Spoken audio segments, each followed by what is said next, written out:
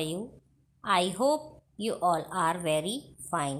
Children, today we will do the exercise of your history book, chapter 3, Ruling the Countryside.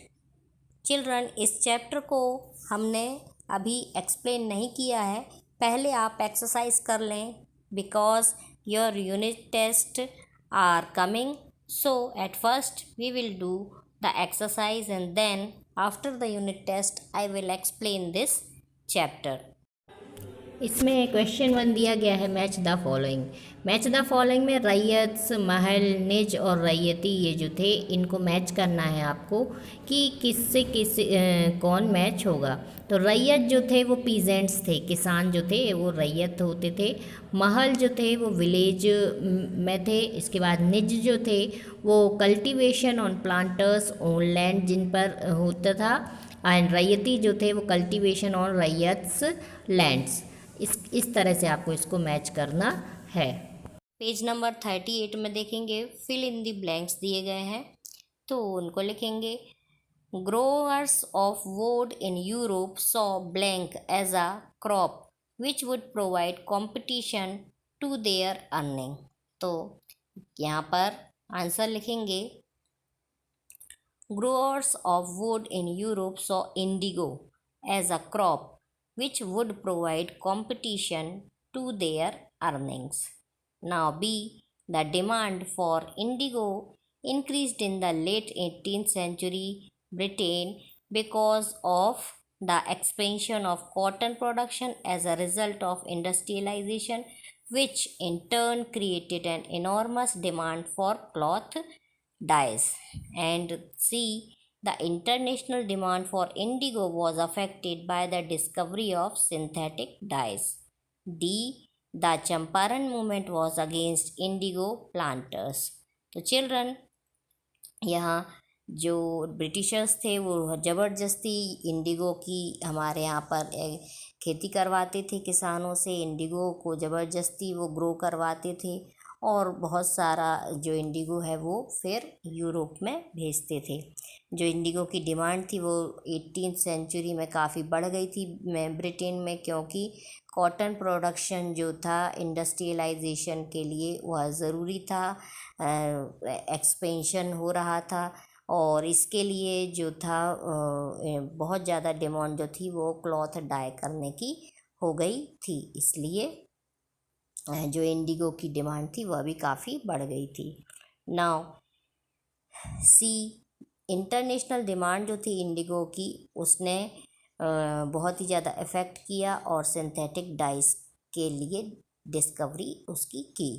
Now Champaran movement जो था वो Indigo planters के खिलाफ में किया गया था.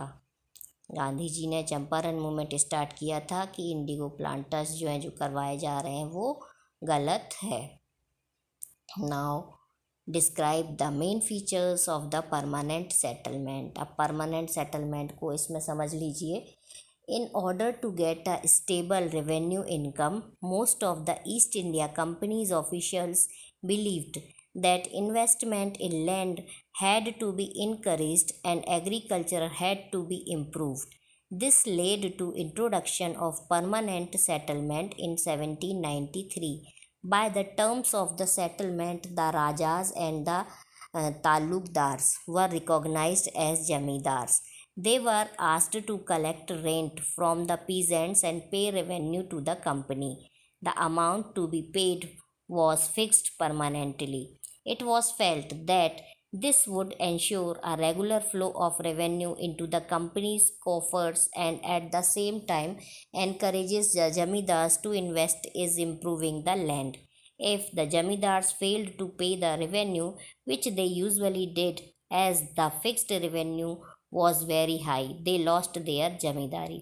चिल्ड्रन, परमानेंट सेटलमेंट जो था वो अंग्रेज़ों के द्वारा लाया गया और इसमें क्या था, इसमें रेवेन्यू इनकम जो थी वो स्टेबल हो जाती थी। ईस्ट इंडिया कंपनी के बहुत सारे ऑफिसर्स जो थे उन्होंने क्या किया, ज़मीनों में इन्वेस्ट किया एग्रीकल्चर को एनकरेज करने के लिए, और ये कहा कि हम उसे इम्प्रूव करेंगे और अच्छा करेंगे। और फिर इसके बाद उन्होंने परमानेंट सेटलमेंट लाया। इसके लिए उन्होंने एक संधि की 1793 में, और इसमें कुछ टर्म्स रखी उन्होंने जो राजा और ताल्लुकदारों को माननी पड़ती थी, जो कि ज़मींदार होते थे। उन्हें क्या कंडीशंस उनके सामने रखी गई, उन्हें बोला गया कि वो जो है पीजेंट्स से वो कलेक्ट करेंगे, रेंट किराया वसूल करेंगे, एंड जो रेवेन्यू है वो कंपनी को देंगे, क्योंकि कंपनी जो है उसमें इन्वेस्ट कर रही है और उसमें इम्प्रूव कर रही है एग्रीकल्चर में। इसके बाद एक परमानेंट अमाउंट को फिक्स कर दिया गया कि इतना उन्हें पे करना होगा, और यदि वो उसे पे करने में कंपनी को फेल हो जाएंगे तो जो उनकी ज़मींदारी है, मतलब जो उनका रेंट लेने का जो अधिकार है, जो उनके पास और भी जो अधिकार है वो सारे उनसे छीन लिए जाएंगे, और वो किसके पास चले जाएंगे, जो इन्वेस्ट कर रहा है मतलब कंपनी के पास चले जाएंगे। तो इस तरह से जो था परमानेंट सेटलमेंट की व्यवस्था उन्होंने बनाई हुई थी ब्रिटिशर्स ने इंडियंस के साथ। Now how was the Mahalwari system different from the permanent settlement. अब महलवारी सिस्टम जो था परमानेंट सेटलमेंट से थोड़ा सा डिफरेंट था। तो महलवारी सिस्टम और परमानेंट सेटलमेंट दोनों को हम डिफरेंस के थ्रू देख लेते हैं। The Mahalwari system devised by Holt Mackenzie came into effect in 1822 in the North Western Provinces of the Bengal Presidency. The permanent settlement was introduce in 1793 by Lord Cornwallis. अब जो permanent settlement था वो Lord Cornwallis ने introduce किया था 1793 में, जबकि Mahalwari system जो था वो होल्ट मैकेंजी ने 1822 में नॉर्थ वेस्टर्न बंगाल की जो प्रेसिडेंसी थी वहाँ पर उन्होंने इंट्रोड्यूस किया था। अब इसमें क्या था, it was devised as an alternative to the permanent settlement and it was aimed at ensuring stable revenue for the East India Company. तो जो परमानेंट सेटलमेंट था उसमें उन्होंने ये श्योर करने की कोशिश की थी कि परमानेंट यहाँ पर वो स्टेबल हो जाए रेवेन्यू को कलेक्ट करने में। और जो परमानेंट जो महलवारी सिस्टम था इसमें उन्होंने परमानेंट सेटलमेंट को ऑल्टरनेटिवली जो है वो यूज़ करना शुरू किया था, डिवाइस कर दिया गया था। फिर इसके बाद महलवारी सिस्टम में क्या था, जब village headman were in charge of collecting revenue, village headman को इंचार्ज बना दिया था रेवेन्यू कलेक्ट करने में। और इसमें जो था परमानेंट सेटलमेंट में राजा और ताल्लुकदार जो थे वो इंचार्ज थे रेवेन्यू कलेक्ट करने के लिए। अब जो महलवारी सिस्टम था इसमें the revenue amount was not fixed and was to be revised periodically. The estimated revenue of each plot within a village was added up to calculate the revenue that each village or mahal had to pay, and the revenue amount was fixed and was never to be increased in the future। अब जो Mahalwari system था इसमें जो amount था वो fix नहीं किया गया था, पीरियडिकली उसको रिवाइज किया जाता था और फिर उसे चेंज भी कर दिया जाता था कैलकुलेट करने के बाद। और जो परमानेंट सेटलमेंट था इसमें फ्यूचर में जो अमाउंट था रेवेन्यू का वो बढ़ने के चांसेस नहीं थे। Now give two problems which arose with the new Monroe system of fixing revenue. So the answer, two problems which arose with the new Monroe system of fixing revenue were driven by the desire to increase the income from land. Revenue officials fixed to higher revenue demand. Peasants were unable to pay. Riots fled to countryside and villages became deserted in many regions. अब देखिए इसमें दो problems पूछी गई हैं new Monro system की fixing revenue की।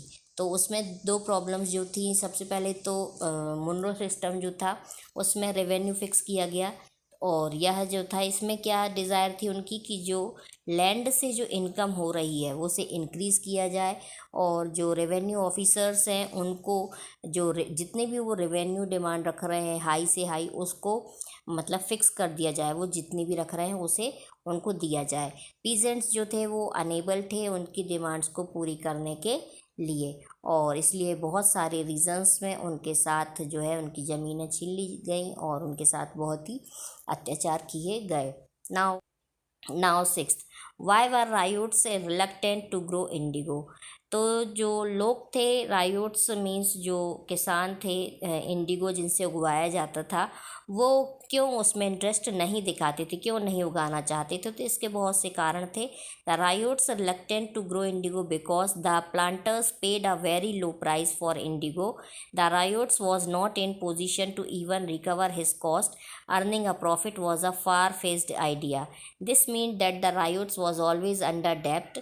The planters insisted that the peasants cultivate indigo on the most fertile parts of their land, but the peasants preferred growing rice on the best soil, as after an indigo harvest, the land could not be used for sowing rice.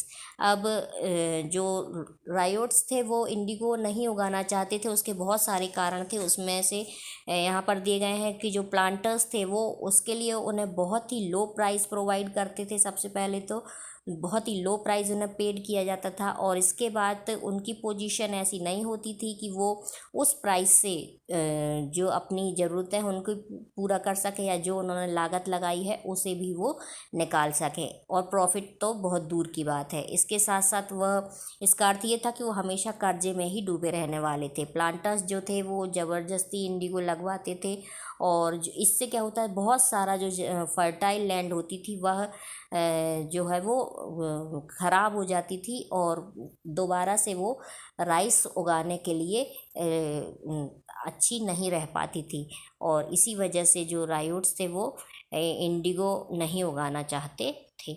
Children, now question number 7. What were the circumstances which led to the eventual collapse of indigo production in Bengal? So the answer, the riots began to refuse to grow indigo. They were supported by the village headmen and some jamidars in their fight. The scale of protest was so much that the government had to intervene. The Indigo Commission of set up to inquire into the problems. The commission accepted the faults of the planters and allowed the riots to grow whatever they wished. This led to eventual collapse of indigo production in Bengal. अब बंगाल में किस तरह से क्या circumstances बने कि जो Indigo का प्लांटेशन था, प्रोडक्शन था, वह कोलैप्स हो गया, मतलब समाप्त हुआ। जो रायोट्स थे उन्होंने रिफ्यूज़ करना शुरू कर दिया, वो हम इंडिगो नहीं उगाएंगे, और इसकी वजह से जो विलेज के जो हेडमैन थे और उन्होंने भी उनको सपोर्ट करना शुरू किया। कुछ ज़मींदारों ने इसके खिलाफ़ फाइट भी की, कुछ उनके अपोजिट में खड़े हुए, कुछ उनके साथ में खड़े हुए, और इस तरह से जो बातचीत थी वह प्रोटेस्ट करने के साथ साथ होते होते गवर्नमेंट तक पहुंची, और फिर गवर्नमेंट ने एक कमीशन बिठाया, और उस कमीशन में जो प्रॉब्लम्स थी रायोट्स की वो सुनी गई, और उन्होंने ये पूरी बातों को सुनने के बाद ये पाया कि प्लांटर्स जो हैं, जो इंडिगो लगवा रहे हैं, उनकी गलती है, और फिर उन्हें जो रायोट्स से उन्हें छोड़ दिया गया कि वो जो चाहे वो अपनी मर्ज़ी से अपनी ज़मीनों पर उगा सकते हैं। इस तरह से बंगाल में जो था वो इंडिगो का प्रोडक्शन जो था वो कोलैप्स कर गया।